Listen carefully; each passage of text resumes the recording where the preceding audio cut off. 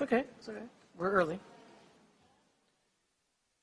Our next speaker is Moayad Skaif. He is a journalist who helped organize a network of reporters at the beginning of the Syrian uprisings to counter the propaganda of pro-Assad outlets. She coordinated the Freedom Convoy for Syria to bring journalists into the country, and his activism has put himself and his family or made them a target of the Assad regime. He's also been threatened by Islamists for his campaigns against child marriages. So please welcome him. And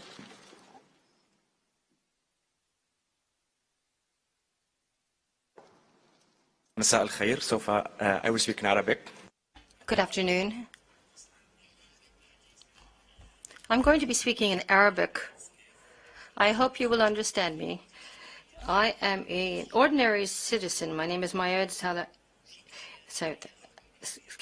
I'm an ordinary citizen like other ordinary citizens, and I would like to protest against the ill treatment by Assad since the beginning of the revolution. Perhaps you may not know what is really happening, or perhaps the image is rather blurry.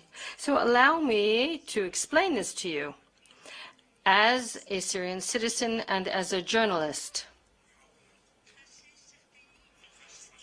I would like to draw the general lines of what is happening. In April of 2011, a certain number of families demonstrated against Bashar al-Assad because he had imprisoned their children. Their children had written on the walls of the school. They had put a certain number of expressions, as was done in Egypt and in Tunisia during the Arab Spring, but President Assad imprisoned them, ripped off their nails, tortured them. So the parents protested. They asked for their children to be returned, but the regime killed them. They took action against the families, which closed ranks, and they were told they were terrorists and Salafists.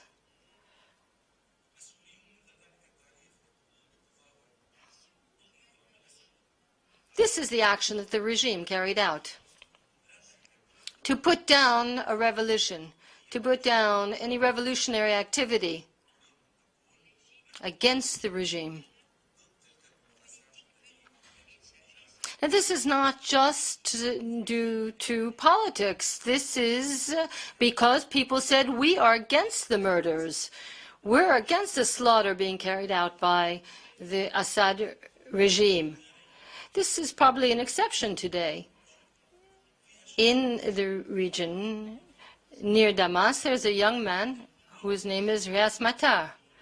And he launched an initiative to offer flowers and water to Assad's soldiers because he was against war.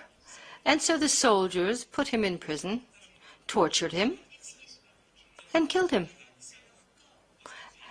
and delivered his body to his family with a letter saying, you can turn him into minced meat.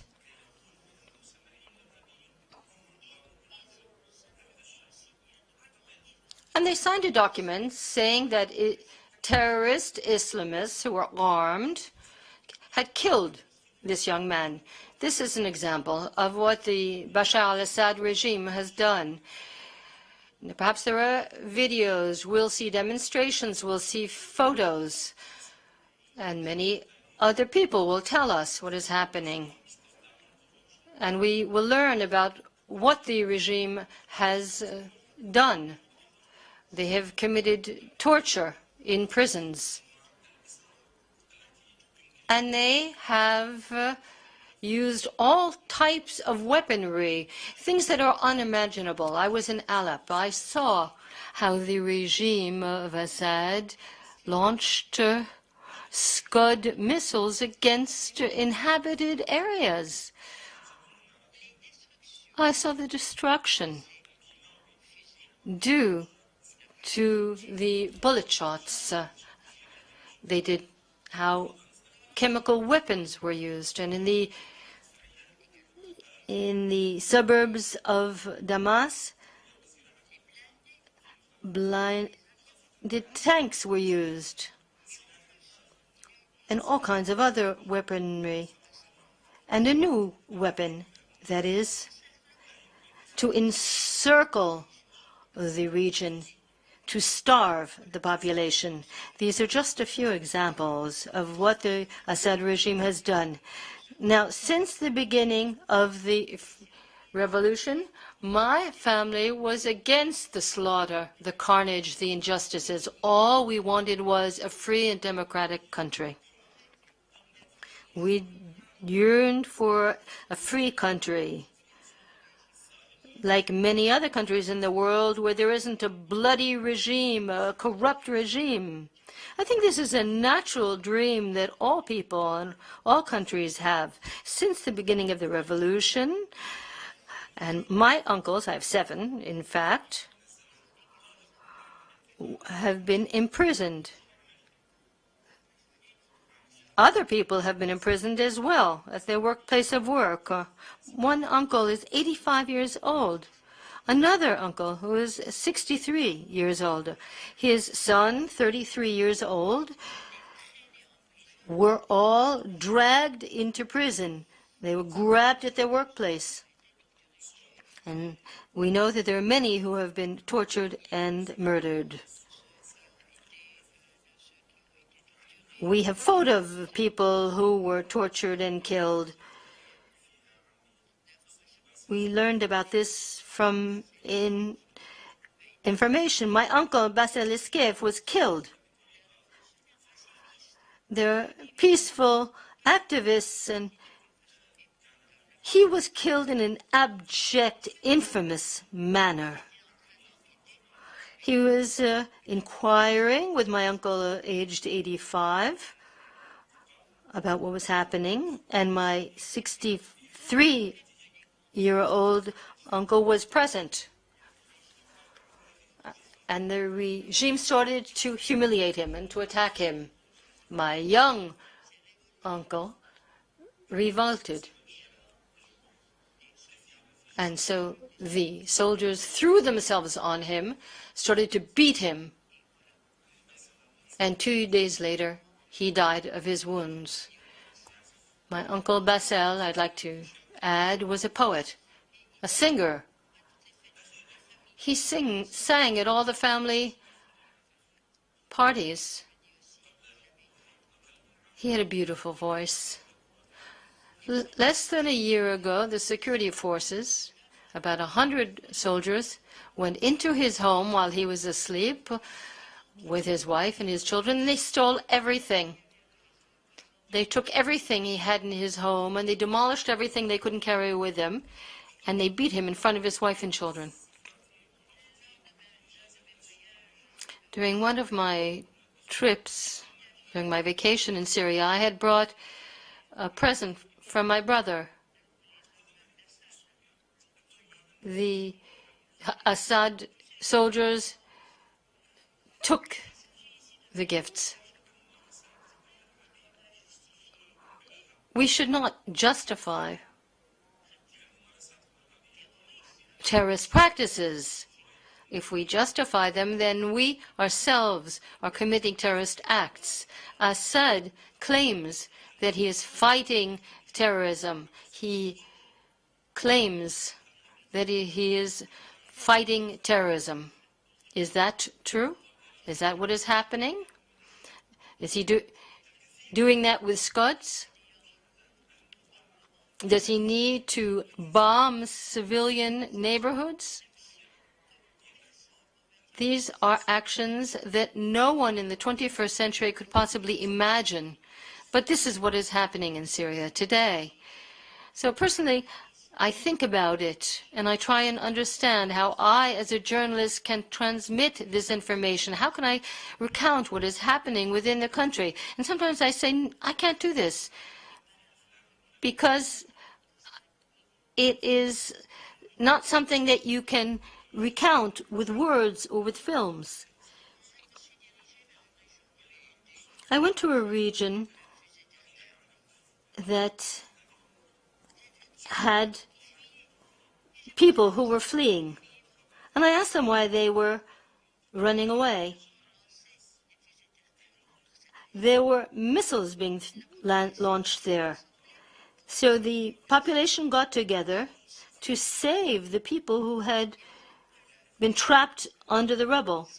And that is when the regime started launching rockets against those people who were trying to provide assistance to those who were trapped. We've heard that things are calming down, and then a half hour later, once again, the rockets start raining down on the same area. The goal is not only to kill people, the goal was to prevent the journalists from being able to go there and take photographs.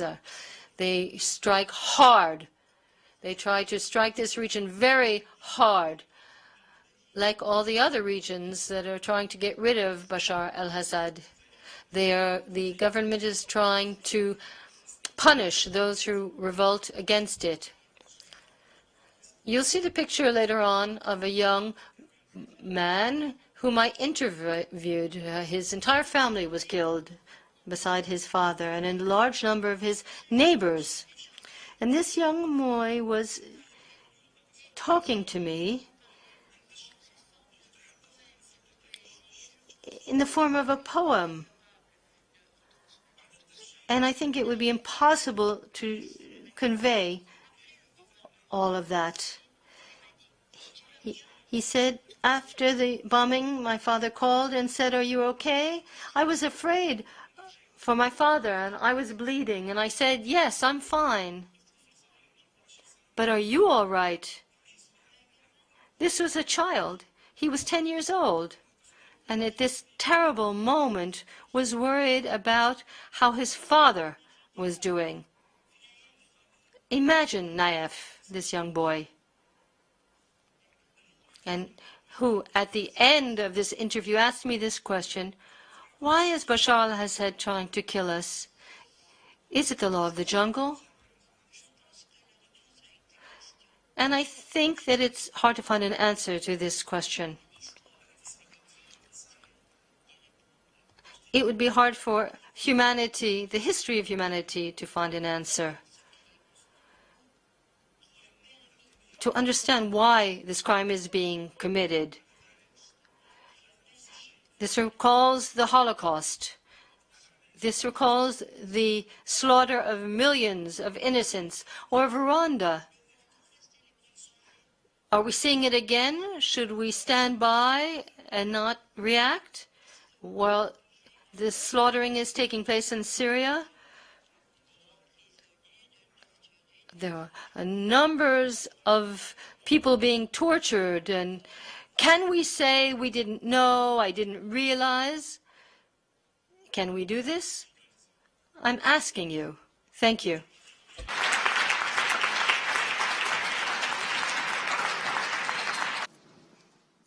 I don't know if this, yes, it's on. Okay, so we just have a couple of minutes for discussion now. And I want to ask Mr. An, you mentioned the UN inquiry that outlined different human rights abuses in North Korea. I was wondering what you think the international community can do to follow up on what was found in that report.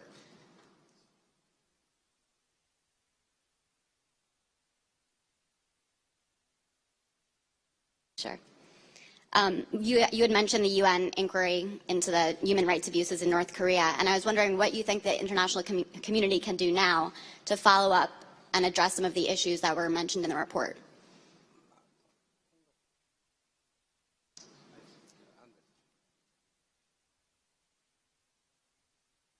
We just have to wait for a translator.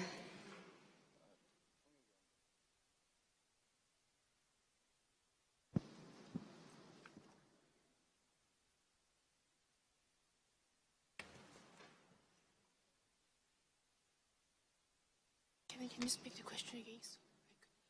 Sure. I was wondering what steps could the international community take to follow up on some of the issues that were addressed in the UN report on North Korea? UN 리포트가 국제적인 관계를 위해서 어떤 관계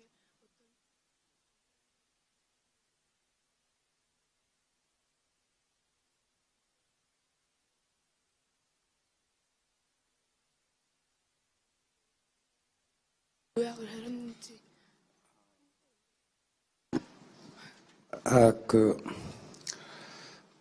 UN COI 이 보고서가 저를 포함한 탈북자들과 즉 북한 전문가들 사이에서는 굉장한 훌륭한 교과서와 같은 곳이라고 지금 생각을 합니다.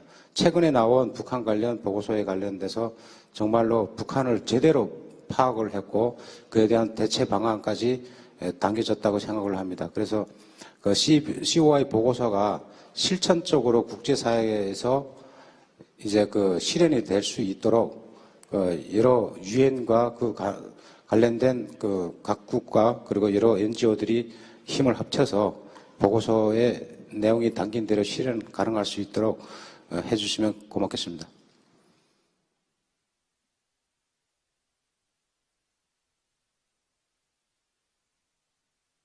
Thank you. My next question is for Ms. Portieles, and I wanted to ask you if you could expand a little bit on, well, actually, we need a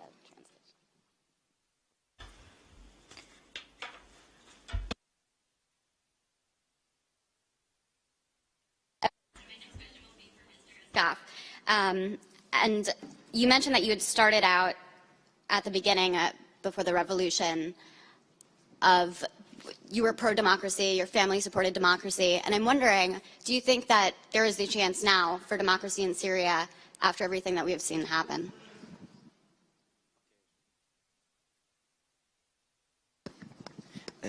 أريد طبعا أن أتحدث بالعربية لأعرف الترجمة تسمعون كي لا نقف. Can you hear me? I'm going to speak in Arabic. You can hear me. Okay. It's true that the dream of democracy in Syria today, in particular, is a virtual and unrealistic dream for the time being. We cannot talk about a real war. There is growing violence. Increasingly, there are terrorist activities, Islamist activists, increasingly, who enter Syria and threaten democracy. I'd like to mention something personal. One of the accusations against my family and myself are that we are accused of being Democrats.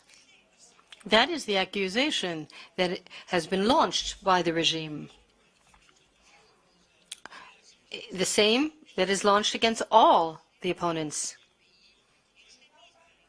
And that launched by extreme countries, the ISIS, the Islamic states of Iraq and the Levant. They've attacked my family, accusing us of being Democrats, pro-democracy. We want democracy, they say. That shows how serious things are concerning the future of Syria. I am a dreamer, it is true. But we are now in our 4th year of the revolution. Despite being able to use all means possible to weaken the resolution of the Syrians, they're still there, they're still fighting, they're fighting for dignity.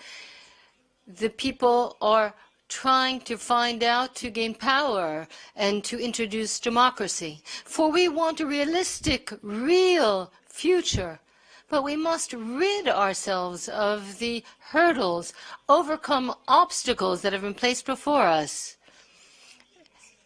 And that makes things more difficult. And what makes things even more difficult are the small groups of terrorists.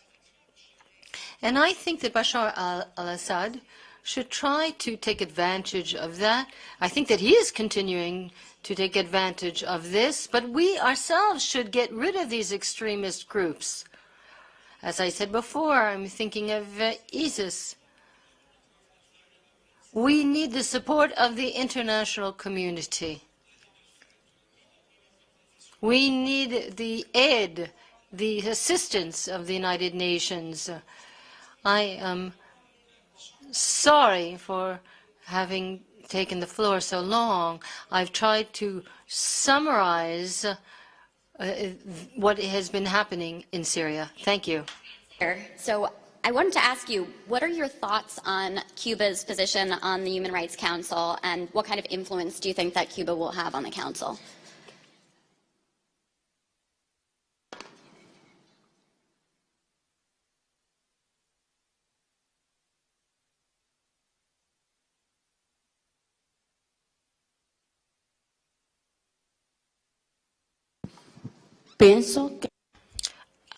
I think that Cuba should not be included. Cuba should not have a seat on the Human Rights Council because they violate human rights. And we see this in the repression that is being carried out. The prisoners that are so ill-treated. The conditions are terrible. They're considered to be rats. They're beaten continuously. And human rights defenders have no voice. There's no freedom of expression. There's no freedom of thought. We have prisoners of conscience like Fernando de Benza, who have been imprisoned because they have different viewpoints from that of the Castro regime. People are aggrieved. They're fed up. We shouldn't even think that Cuba should be part of the Council of Human Rights because it's one of the main violators of human rights in the world. One of the countries that ill-treats human rights advocates on a daily basis.